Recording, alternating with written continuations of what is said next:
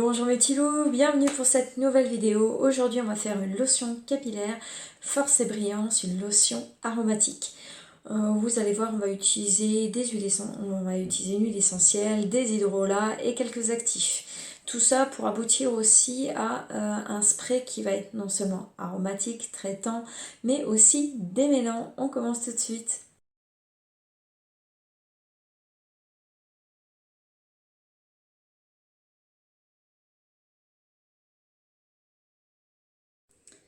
Alors, pour cette lotion aromatique, cette lotion capillaire aromatique, on va avoir besoin de 90,60 g d'eau ou d'hydrolat.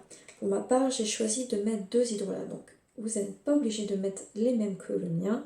Vous pouvez mettre que de l'eau, mais il y aura moins de propriétés. Vous pouvez mettre de l'eau et un hydrolat si vous voulez. Moi, j'ai choisi de mettre 2 hydrolats différents.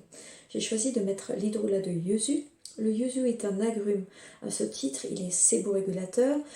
D'habitude, on l'utilise pour les peaux mixtes, donc il n'est pas agressif. Et vu que c'est un agrume, il est aussi acide, donc il va favoriser tout ce qui est brillance.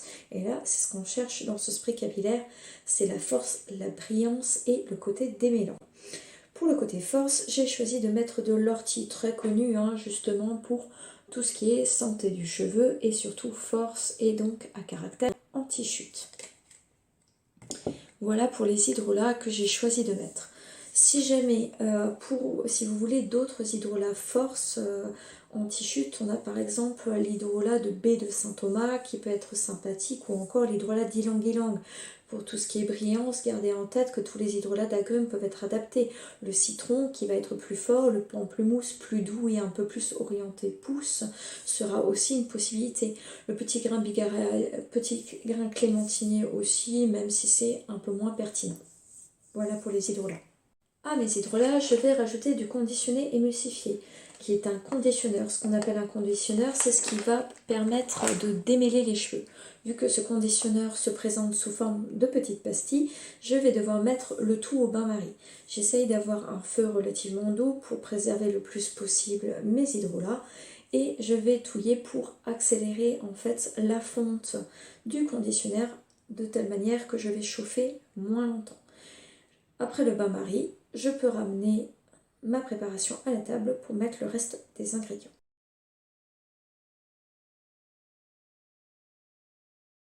Je continue en mettant du correcteur de pH acide lactique, vu que le cuir chevelu a un pH plus acide et vu qu'on veut favoriser le fait de resserrer les écailles, et aussi parce que sans ça le conditionneur fonctionne mal. Je vais rajouter du coup de l'acide lactique. Pour le coup, celui-là on ne peut pas y couper, il faut à tout prix le mettre, et je vais mettre 2,20 g d'acide lactique. Vous pouvez bien sûr mettre plusieurs actifs différents, mais pour ma part, j'ai choisi de mettre l'érythréol. L'érythréol, là, c'est encore une fois pour favoriser ce qui est démêlage, mais on va favoriser aussi un peu l'aspect pousse, ce qui n'est pas pour me déplaire. J'ai pris l'érythréol parce que j'ai l'intention de l'utiliser dans mes prochaines recettes de dentifrice.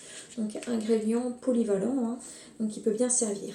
Donc, mon érythréol, là, pour le coup, j'en ai mis 3,15 g.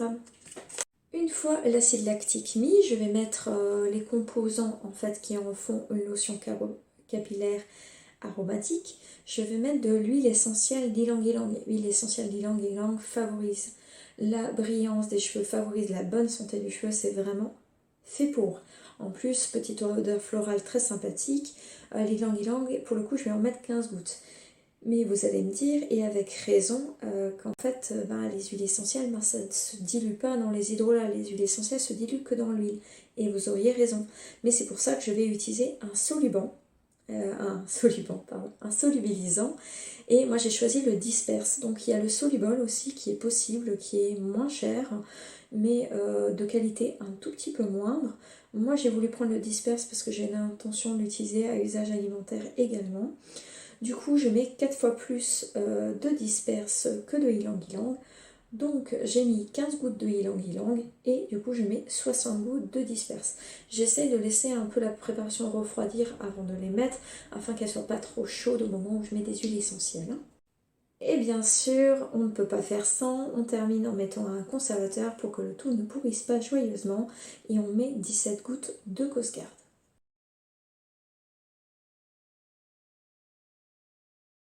Voilà, ma préparation est enfin prête. Je la mets maintenant dans un contenant après avoir mélangé bien sûr tous les ingrédients bien ensemble. Donc j'ai mon petit spray de 100 ml, mon petit spray capillaire, un spray que je peux utiliser tous les jours. Vu qu'il n'y a pas de gras aussi, je peux l'utiliser au quotidien. Moi personnellement, je le mets le matin pour m'aider à démêler les cheveux et me parfumer la chevelure. Voilà pour cette recette, j'espère qu'elle vous aura plu.